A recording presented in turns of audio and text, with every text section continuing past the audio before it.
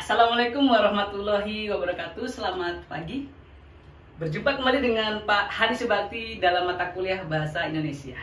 Oke, adik-adik mahasiswa yang berbahagia, pada hari ini kita sampai di pertemuan ketiga. Berdasarkan RPS, kita akan mempelajari penggunaan kata baku dan non baku. Oke, materinya adalah penggunaan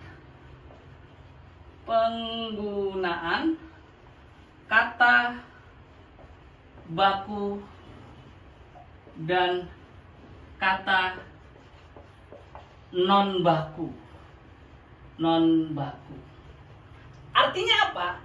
Kata baku digunakan di situasi resmi, di perkuliahan, di konvensi, di situasi resmi atau formal lainnya dimanapun kalian berada.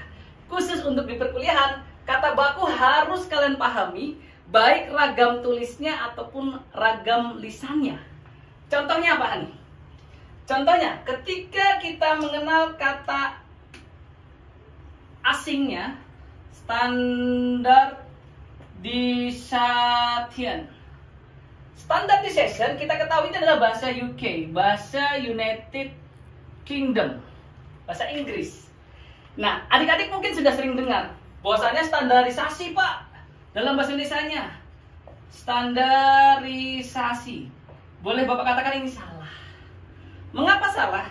Karena yang betul adalah isationnya ini diganti menjadi isasi. Yang baku adalah standarisasi. Nah, inilah. Jadi ketika nanti kalian mengatakannya, Bapak, standarisasinya seperti apa? Nah, gitu ya, bukan standarisasi. Contoh lain dari bahasa asing lainnya yaitu kata risk. Di Indonesia kan bukan resiko tapi risiko. Nah, sementara kita sering mendengar kata resiko. Pak, apakah boleh kami mengatakan resiko? Boleh, tapi non baku. Yang benar adalah risiko, baik tulisannya ataupun katanya, gitu ya. Lanjut lagi, yang dari bahasa asing yang sering salah, kata ini. Analyze.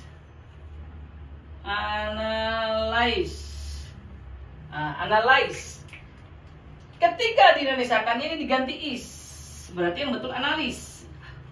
Analis atau analisis, mendapat akhiran is kembali. Ternyata di masyarakat kita sering mendengar kata analisa. Nah, jika begini gimana Pak? Ya sama. Berarti kalian kalau mengatakan standarisasi, resiko, analisa, kalian menggunakan kata yang salah atau non baku. Siogyanya kalian menggunakan kata-kata seperti standarisasi, risiko, analisis atau analis. Bagaimana dengan hipotesa? Sama. Hipotesis yang betul.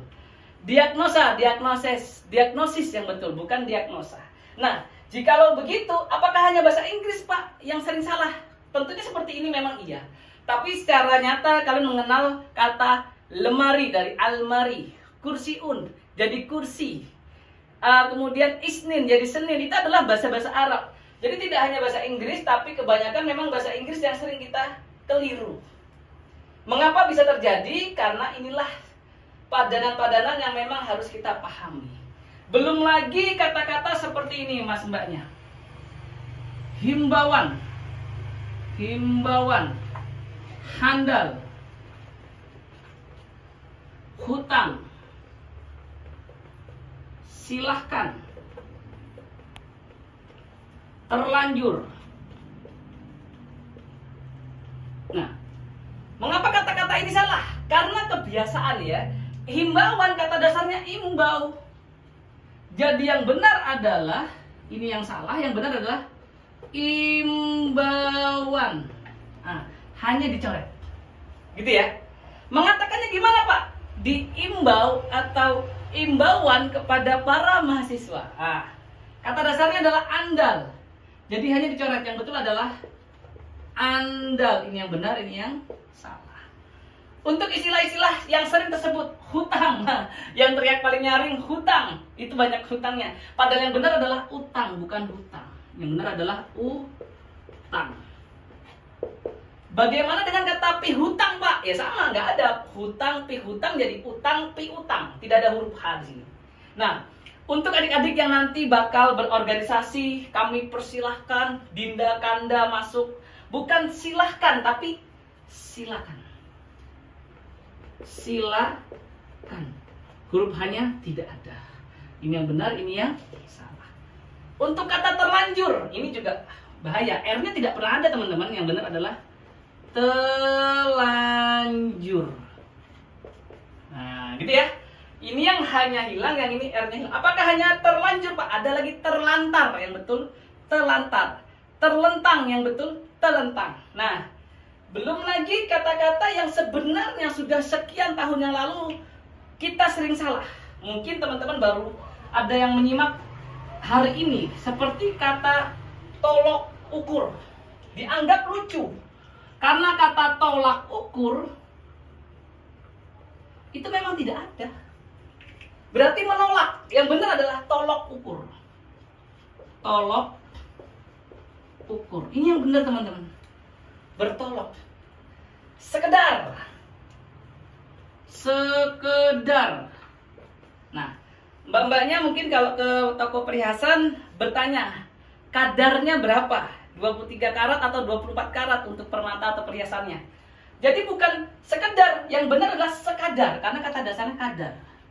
Sekadar. Nah, ada lagi yang sering juga salah, kata-kata merubah. Merubah. Merubah. Emang kalian mau menjadi musang atau rubah? Jadi yang benar bukan merubah, tapi ubah.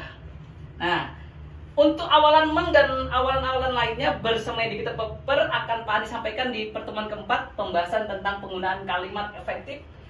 Sampai di sini dulu. Banyak kata-kata yang memang harus kita pahami. Contoh lain, kwitansi pakai W, KW gitu ya. Nah, KW. Ini sering Pak Adi dengar di kata kwitansi. W-nya salah, yang betul kwitansi. Ini yang benar, ini yang salah. Gitu ya. Apalagi Pak, fotokopi ya ini kan ya. Fotokopi. Ini banyak sekali, yang benar adalah fotokopi. Coba teman-teman. Gitu ya. Banyak lagi. Mohon maaf, misalnya dokter praktek. Tidak ada kata praktek, yang ada kata praktik. Karena praktikum bukan praktekum. Apotik atau apotek, apotiker atau apoteker, yang betul adalah apoteker. Atlet atau atlet, yang benar adalah atlet bukan atlet, gitu ya. Nah, jikalau teman-teman menguasai kata baku yang baik dan benar dan meninggalkan kata non baku ini di dunia kampus, berarti kalian akan terselamatkan. Jangan sampai tugas kalian baru judul sudah salah karena mengatakan analisa. Nah, jangan sampai pengumuman kalian sudah salah karena mengatakan himbauan. Nah, atau Pak, kita praktek, resikonya apa? Nah, praktek harusnya praktik, harusnya risiko. Gitu ya teman-teman. Tetap semangat, kalian bisa menganalisis lebih banyak lagi penggunaan kata-kata di masyarakat yang sering salah dianggap sebuah kebenaran. Jikalau kalian sudah tahu yang benar, sampaikanlah yang benar dalam bentuk tulisan dan lisan. Baik, itu saja. Terima kasih.